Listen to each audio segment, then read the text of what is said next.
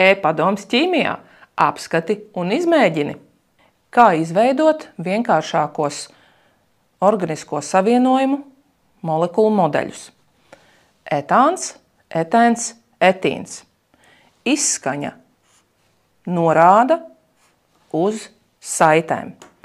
Izskaņa āns norāda, ka šajā savienojumā ir vienkārša saite starp oglekļa ātomiem.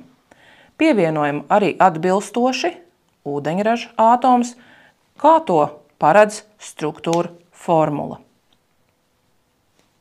To kopskaitā ir 6.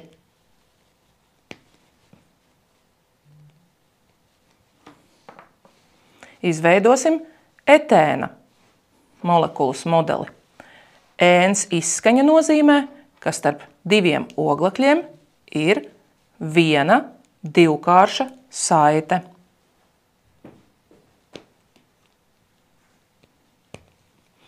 Un 4 ūdeņraži. Tos arī pievienojam.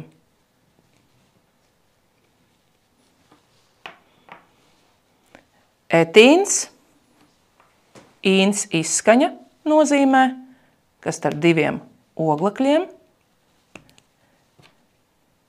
atrodas trīskārša saite.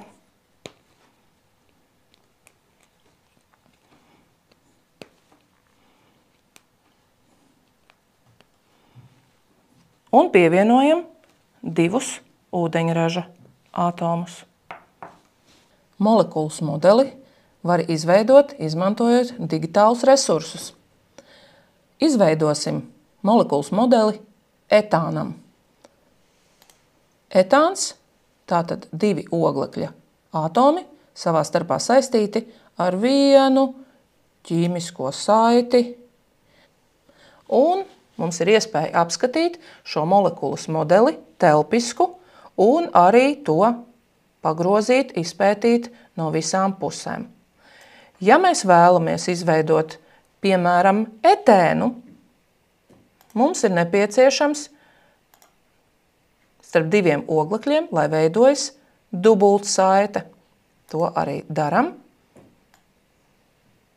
Varam izpētīt šo molekulas modeli no dažādiem skatu punktiem. Var nomainīt arī fonu, ja tas nepieciešams. Varam izveidot arī etīna molekulas modeli, tātad nepieciešams starp 2 oglekļiem trīskāršā saite. Atkal varam izpētīt no dažādām pusēm, pagrozīt modeli.